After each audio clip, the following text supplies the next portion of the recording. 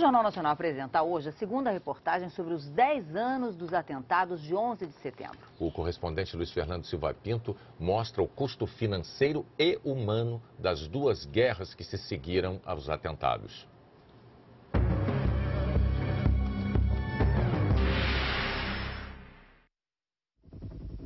Um alvo fácil. O prédio do Pentágono fica às margens do rio Potomac, cercado por enormes estacionamentos. Na manhã do dia 11 de setembro de 2001, o terrorista Hani Hanjour pilotava o Boeing 757 a baixa altitude e estava em aceleração total, a 850 km por hora, quando atingiu o comando militar americano. A explosão fez esse prédio, que é um dos maiores do mundo, tremer. 184 pessoas morreram.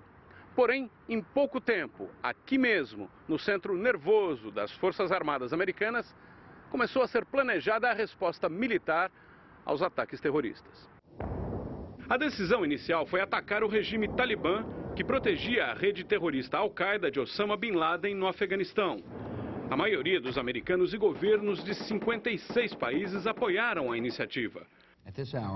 Mas o então presidente George W. Bush decidiu ampliar a resposta com uma segunda guerra. E os Estados Unidos invadiram o Iraque. 10 anos depois, o custo dessas duas decisões ainda se acumula em vidas, dinheiro e em mudanças na sociedade americana. Mais de 100 mil soldados americanos ainda lutam na guerra do Afeganistão, que se tornou a mais longa da história dos Estados Unidos. No Iraque, depois de 7 anos, a retirada das tropas de combate foi concluída. Mas o governo americano ainda mantém no país milhares de soldados somente para treinamento das forças locais. Mais de 6 mil militares de 20 países morreram nas duas guerras.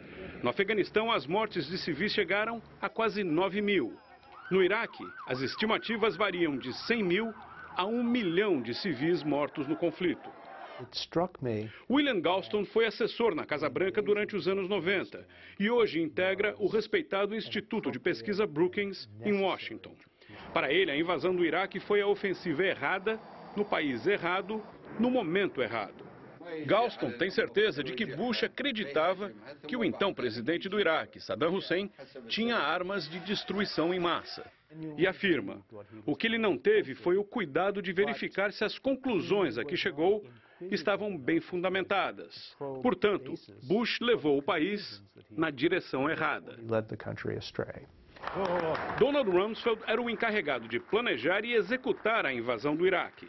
O então secretário de Defesa deixou a Casa Branca em 2006. Hoje, aos 79 anos de idade, ele defende a ação do governo Bush e diz que não subestimou o custo da guerra. Eu lembro o ex-secretário de que quando a invasão começou, ele estimou que ela teria apenas 6 meses de duração e custaria 50 bilhões de dólares. Eu não disse isso, afirma Rumsfeld. Eu escrevi, sim, um memorando ao presidente falando de custos, mas mostrando que as projeções podiam dar errado. Eu mostro a Rumsfeld um documento em que ele afirma que a guerra custaria menos de 50 bilhões de dólares. Não eram números meus, eram números orçamentários. Eu repeti dezenas de vezes que não sabia quanto a guerra iria custar, nem quanto tempo iria durar, ele diz. Eu pergunto qual foi, então, o custo real do 11 de setembro. O povo americano não vive aterrorizado, ele responde. O governo tomou a decisão de avançar contra os terroristas para proteger o povo americano e teve enorme sucesso. Em 10 anos, nenhum outro ataque terrorista foi concluído nos Estados Unidos. Completa Rumsfeld.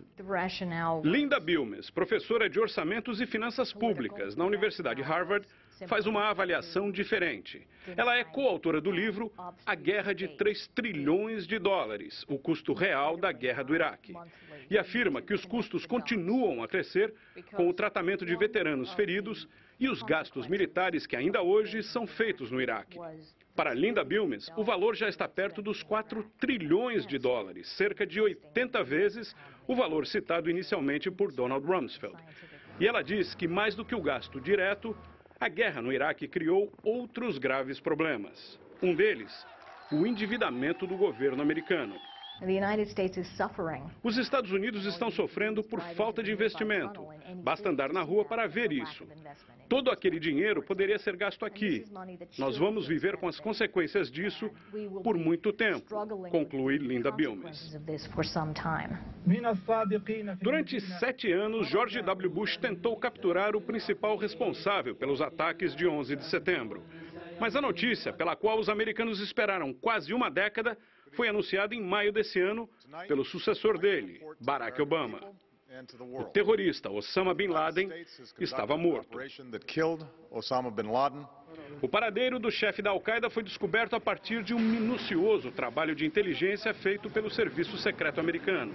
Bin Laden foi morto num esconderijo a 100 quilômetros de Islamabad, capital do Paquistão, um dos países que mais receberam dinheiro e apoio dos Estados Unidos.